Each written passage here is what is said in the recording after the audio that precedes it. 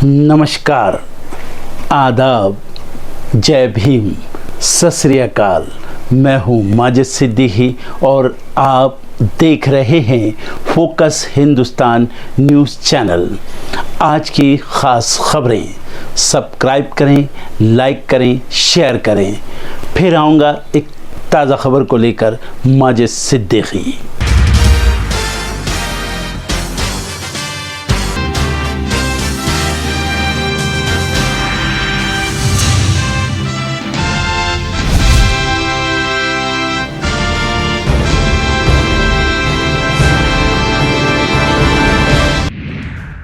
राहुल गांधी अमेठी से लड़ेंगे चुनाव। 1 मई को अमेठी से कर सकते हैं नामांकन।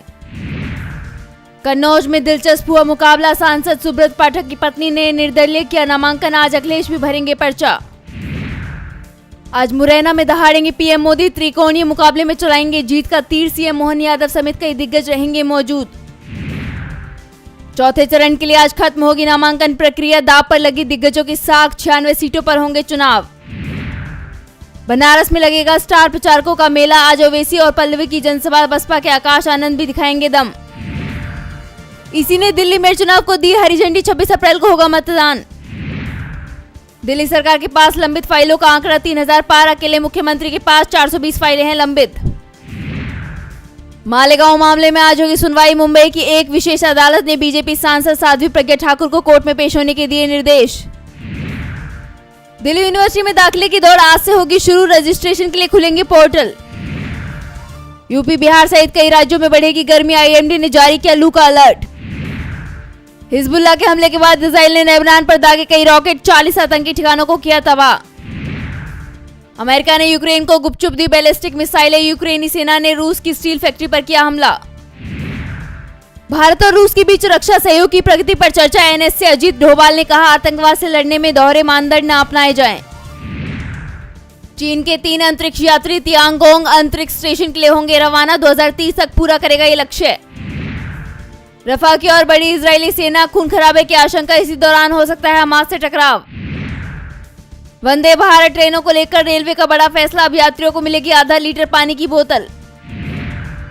शार्प लगा सकते हैं भारत की पहली डिस्प्ले फैब फैसिलिटी। कंपनी को 1000 एकड़ जमीन की तलाश। भारतीय अर्थव्यवस्था की प्रगति के अनुकूल नहीं है विरासत टैक्स। विशेषज्ञ भी बता रहे विकास में बाधक। आरबीआई अब कोटक महिंद्रा बैंक पर हुआ सख्त। नए ग्राहक बनाने पर लगाई पाबंदी। क्रेडिट कार्ड भी नहीं कर सकेगा जारी। मोदी ने भारत में अविश्वसनीय काम किए। प्रधानमंत्री के मुरीद हुए जेपी मॉर्गन के सीईओ। जमकर की तारीफ। बुधवार को राहुल गांधी ने दिल्ली में जहां सामाजिक न्याय सम्मेलन किया तो वहीं उसके बाद राहुल महाराष्ट्र के लिए रवाना हुए।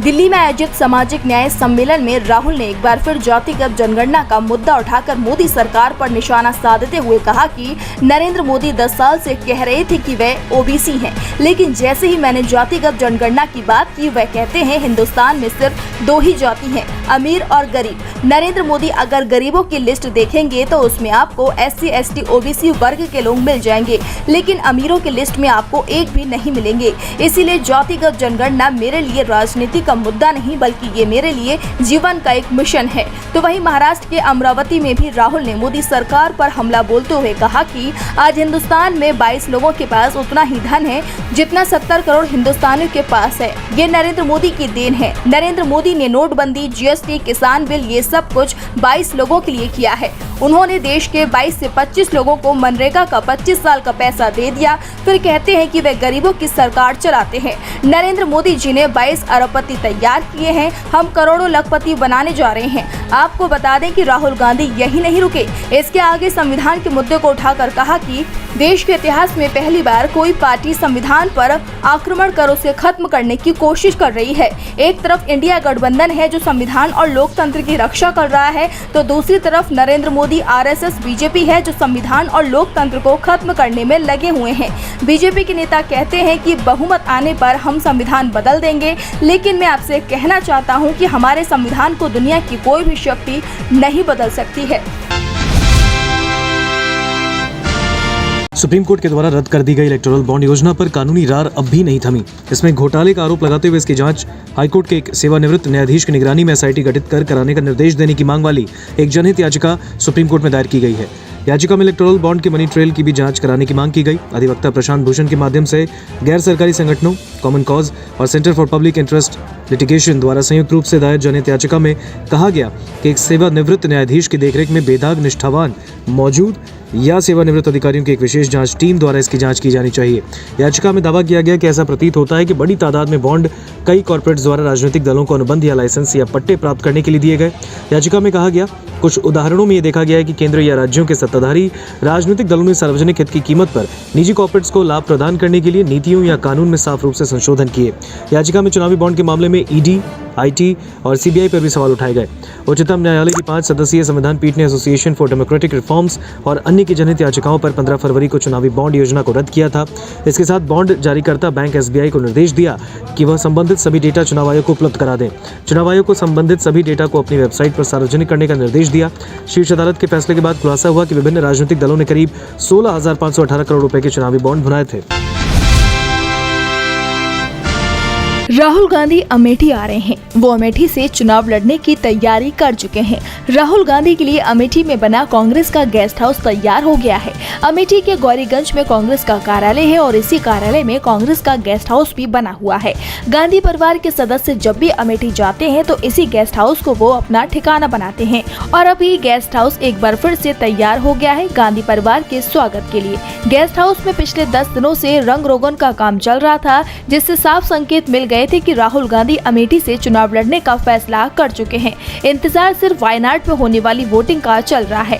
केरल की वायनाड सीट पर 26 अप्रैल को वोटिंग है और यहां चुनाव प्रचार 24 अप्रैल बुधवार को समाप्त हो रहा है। वायनाड सीट पर वोटिंग होने के बाद कांग्रेस की तरफ से अमेठी सीट पर उम्मीदवार के नाम का ऐलान कर दिया जाएगा और जो संकेत है उसमें साफ है कि राहुल गांधी ही अमेठी सीट से कांग्रेस के उम्मीदवार होंगे। इसीलिए अब अमेठी में कांग्रेस के कार्यकर्ता राहुल गांधी के चुनाव प्रचार में जुट गए हैं। उन्होंने उम्मीदवारी के नाम का ऐलान होने का इंतजार भी नहीं किया। कांग्रेस कार्यकर्ताओं में दिख रहा ये उत्साह बीजेपी नेता स्मृति ईरानी की अब चिंता बढ़ा रहा है। सुप्रीम कोर्ट में 32 साल पुरानी याचिका पर सुनवाई हो रही है। याचिका प्राइवेट प्रॉपर्टी पर किसी समुदाय या संगठन के हक को लेकर है। सीजीआई डीवाई चंद्रचूड़ की अध्यक्षता में सुप्रीम कोर्ट के 9 जजों की संविधान पीठ इस केस पर सुनवाई कर रही है। इससे पहले इस मामले में 3 सदस्यों और 7 सदस्यों वाली पीठ सुनवाई कर चुकी है। दरअसल महाराष्ट्र सरकार ने पुरानी और जर्जर हो चुकी असुरक्षित इमारतों को अधिग्रहित करने के लिए एक कानून बनाया है। ये कानून इसलिए बनाया गया क्योंकि किराएदार इन इमारतों से हट नहीं रहे और मकान मालिकों के पास मरम्मत के लिए पैसे नहीं हैं। केस की सुनवाई करते हुए सीजीआई चंद्रचूड़ ने कहा, ये स्वतंत्र स्वामित्व वाली संस्थाएं हैं। हम कानून के सिद्धांतों पर कमेंट नहीं कर रहे हैं, न ही इसकी जांच की गई है।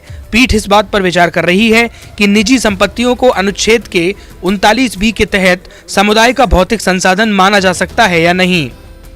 सीजीआई ने समुदाय में स्वामित्व और एक व्यक्ति का अंतर बताते हुए कहा, खदानें निजी हो सकती हैं, लेकिन ये समुदाय के भौतिक संसाधन हैं। बेहद सघन रूप से बसे मुंबई की इन इमारतें जर्जर हो गई हैं और इन असुरक्षित इमारतों में किराएदार रह रहे हैं। इस कारण मानवीय क्षति पहुंचने का खतरा हमेशा बरकरार रहता है। महाराष्ट्र सरकार के सॉलिसिटर जनरल तुषार मेहता ने कहा, अदालत के सामने अनुच्छेद 39 की व्याख्या का सवाल था, अनुच्छेद 31C का नहीं, जिसकी वैधता 1971 में 25वें संविधान संशोधन के पहले अस्तित्व में थी।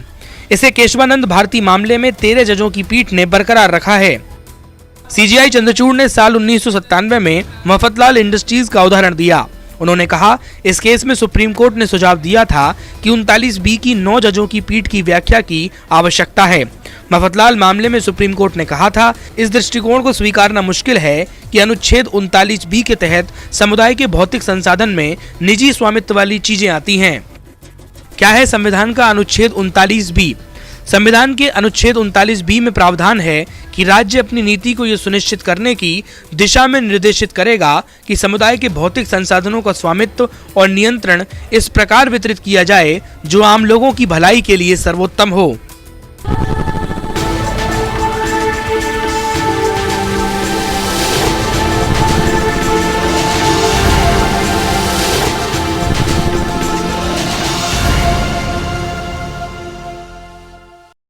12 साल बाद एक बार फिर 2G स्पेक्ट्रम घोटाला सुर्खियों में है। दरअसल मोदी सरकार ने 2G स्पेक्ट्रम घोटाले मामले में सुप्रीम कोर्ट का दरवाजा खटखटाया है। केंद्र सरकार ने सुप्रीम कोर्ट से 2G फैसले को स्पष्ट करने का अनुरोध करते हुए कुछ स्थितियों में सार्वजनिक नीलामी के अलावा अन्य तरीकों से स्पेक्ट्रम आवंटन की मांग की है। सोमवार को केंद्र की ओर से पेश अटॉर्नी जनरल आर वेंकट रमणी ने मुख्य न्यायाधीश DY चंद्रचूड़ की अगुवाई वाली पीठ के समक्ष तत्काल सूचीबद्ध करने के लिए अंतरिम आवेदन का उल्लेख किया। अटॉर्नी जनरल ने कहा कि याचिका में 2012 के फैसले में संशोधन की मांग की गई है, क्योंकि केंद्र कुछ मामलों में स्पेक्ट्रम लाइसेंस देना चाहता है, जिसके बाद ये चर्चाएं शुरू हो गई हैं कि सरकार स्पेक्ट्रम नीलामी को लेकर सुप्रीम कोर्ट के फैसले में बदलाव चाहती है, ताकि बिना नीलामी के भी स्पेक्ट्रम का आवंटन किया जा सके। मामले में मोदी सरकार पर हमला बोलते हुए आप सांसद संजय सिंह ने बीजेपी पर गंभीर आरोप लगाए हैं। अपनी प्रेस कॉन्फ्रेंस के दौरान संजय सिंह ने कहा कि स्पेक्ट्रम बंटवारे में 2012 में सुप्रीम कोर्ट ने पहले आओ पहले पाओ नीति को रद्द कर दिया था। बीजेपी और नरेंद्र मोदी ने भी इस नीति का गली गली मोहल्ले मोहल्ले खूब विरोध किया था। अब बीजेपी सरकार इसी नीति को दोबारा लागू करने के लिए कोर्ट पहुंच गई है। इससे वह अपने चंद पूंजीपति दोस्तों को फायदा पहुंचाना चाहते हैं। संजय सिंह ने आरोप लगाया कि प्रधानमंत्री नरेंद्र मोदी देश के लिए नहीं बल्कि अपने दोस्तों के लिए सब कुछ कुर्बान करने को तैयार है। नरेंद्र मोदी और उनकी सरकार 5G घोटाला कर रहे हैं और ये अब तक का सबसे बड़ा घोटाला है। ये घोटाला प्रधानमंत्री नरेंद्र मोदी के नेतृत्व में किया जा रहा है। आपको बता दें 2 फरवरी 2012 को मामले में दिए गए अपने फैसले में सुप्रीम कोर्ट ने जनवरी 2008 में दूरसंचार मंत्री के रूप में ए राजा के कार्यकाल के दौरान विभिन्न कंपनियों को दिए गए 2G स्पेक्ट्रम लाइसेंस रद्द कर दिए थे। कोर्ट ने पहले आओ पहले पाओ नीति को दुरुपयोग का साधन बताते हुए रद्द कर दिया था और नीलामी की प्रक्रिया अपनाने के आदेश दिए थे। लेकिन अब मोदी सरकार ने एक बार फिर बिना नीलामी के स्पेक्ट्रम आवंटित करने की मांग कर दी है, जिसके बाद इसे लेकर गंभीर सवाल खड़े हो गए हैं। सवाल ये कि आखिर किसे फायदा पहुंचाना चाहती है सरकार। सुप्रीम कोर्ट के द्वारा रद्द कर दी गई इलेक्टोरल बॉन्ड योजना पर कानूनी रार अब भी नहीं थमी। इसमें घोटाले का आरोप लगाते हुए इसकी जांच हाईकोर्ट के एक सेवानिवृत्त न्यायाधीश की निगरानी में SIT गठित कर कराने का निर्देश देने की मांग वाली एक जनहित याचिका सुप्रीम कोर्ट में दायर की गई है। याचिका में इलेक्टोरल बॉन्ड के मनी ट्रेल की भी जांच कराने की मांग की गई। अधिवक्ता प्रशांत भूषण के माध्यम से गैर सरकारी संगठनों, कॉमन कॉज और centre for public interest litigation द्वारा संयुक्त रूप से दायर जनहित याचिका में कहा गया कि एक सेवानिवृत्त न्यायाधीश की देखरेख में बेदाग निष्ठावान मौजूद या सेवानिवृत्त अधिकारियों की एक विशेष जांच टीम द्वारा इसकी जांच की जानी चाहिए। याचिका में दावा किया गया कि ऐसा प्रतीत होता है कि बड़ी तादाद में बॉन्ड कई कॉर्पोरेट्स द्वारा राजनीतिक दलों को अनुबंध या लाइसेंस या पट्टे प्राप्त करने के लिए दिए गए। याचिका में कहा गया कुछ उदाहरणों में ये देखा गया है कि केंद्र या राज्यों के सत्ताधारी राजनीतिक दलों ने सार्वजनिक हित की कीमत पर निजी कॉर्पोरेट्स को लाभ प्रदान करने के लिए नीतियों या कानून में साफ रूप से संशोधन किए। याचिका में चुनावी बॉन्ड के मामले में ED, IT और CBI पर भी सवाल उठाए गए। उच्चतम न्यायालय की 5 सदस्यीय संविधान पीठ ने एसोसिएशन फॉर डेमोक्रेटिक रिफॉर्म्स और अन्य की जनहित याचिकाओं पर 15 फरवरी को चुनावी बॉन्ड योजना को रद्द किया था। इसके साथ बॉन्ड जारीकर्ता बैंक SBI को निर्देश दिया कि वह संबंधित सभी डेटा चुनाव आयोग को उपलब्ध करा दें। चुनाव आयोग को संबंधित सभी डेटा को अपनी वेबसाइट पर सार्वजनिक करने का निर्देश दिया। शीर्ष अदालत के फैसले के बाद खुलासा हुआ कि विभिन्न राजनीतिक दलों ने करीब 16,518 करोड़ रुपए के चुनावी बॉन्ड भुनाए थे।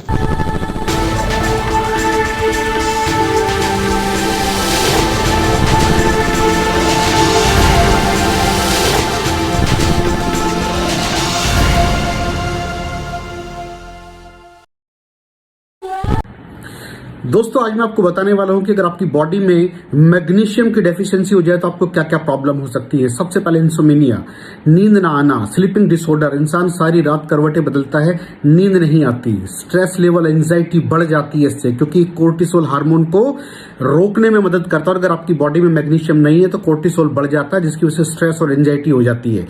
मूड स्विंग्स, इंसान को पता नहीं चलता उसके मूड स्विंग्स होते हैं, थोड़ी थोड़ी देर में गुस्सा आना, थोड़ी थोड़ी देर में चिड़चिड़ापन होना, क्योंकि ये सेरोटोनिन हार्मोन को बढ़ने में मदद करता है। अगर आपकी बॉडी में less magnesium is equal to less serotonin, और सेरोटोनिन हैप्पीनेस का हार्मोन है। अलावा इसके ये फटीग को भी कम करता था। अगर आपकी बॉडी में मिनरल डेफिशिएट है, अगर आपकी बॉडी में मैग्नीशियम नहीं है तो आपको थकावट बहुत जल्दी फील होगी, जरा सा काम करती है आपकी बॉडी थक जाएगी। पुअर डाइजेस्टिव सिस्टम, ये डाइजेस्टिव सिस्टम को भी मैनेज करने में बड़ा शानदार रोल प्ले करता है, और अगर इसकी डेफिशिएंसी है तो कॉन्स्टिपेशन, डायरिया जैसी प्रॉब्लम हो जाती है। माइग्रेन बहुत खतरनाक प्रॉब्लम है। माइग्रेन अगर डेफिशिएट है आपकी बॉडी मैग्नीशियम से तो आपको माइग्रेन की प्रॉब्लम भी हो सकती है। ब्लड प्रेशर, अगर आपकी बॉडी में मैग्नीशियम कम है तो आपको ब्लड प्रेशर की प्रॉब्लम हो सकती है। इरेगुलर हार्ट बीट, ये हार्ट बीट का बढ़ जाना, कम हो जाना, बढ़ जाना, कम हो जाना, मैग्नीशियम डेफिशिएंट होने की निशानी है। ऑस्टियोपोरोसिस, बोन हेल्थ वीक हो जाती है, क्योंकि आपकी बॉडी का 60% जो मैग्नीशियम है वो आपकी बोन्स के अंदर होता है। अगर आप बाहर से मैग्नीशियम नहीं ले रहे हैं तो आपकी बॉडी जो है वो हड्डियों में से लेना शुरू कर देती है, जिसकी वजह से ऑस्टियोपोरोसिस की प्रॉब्लम भी हो सकती है, आपकी हड्डियां कमजोर हो जाती हैं। और मसल क्रैम्पिंग, मसल क्रैम्प, नस पे नस का चढ़ जाना, मसल्स पे अकड़ जाना, बिल्कुल चलना मुश्किल हो जाता है। तो मसल क्रैम्पिंग भी तभी होती है जब आपकी बॉडी में मैग्नीशियम की डेफिशिएंसी हो। और दोस्त, हमारे यहाँ 90% से ज्यादा लोग मैग्नीशियम डेफिशिएंसी के शिकार हैं। कहां से मिलेगा मैग्नीशियम, कितनी मात्रा में लें, किस क्वालिटी का लें? तो उसका जवाब है वेस्टीज प्राइम CMD। इसके अंदर आपको भरपूर मात्रा में मैग्नीशियम मिलेगा, आपकी सारी प्रॉब्लम सोल्व हो जाएगी। Thank you so much. दर्शकों, देख लिया आपने हमारे वीडियो को। हमें खुशी होगी कि आपने हमारे न्यूज़ को लाइक किया और दूसरों को शेयर किया। अगर अभी तक हमारे चैनल फोकस हिंदुस्तान को सब्सक्राइब नहीं किया है तो तुरंत सब्सक्राइब करें, कमेंट करें और बेल आइकॉन को प्रेस करें।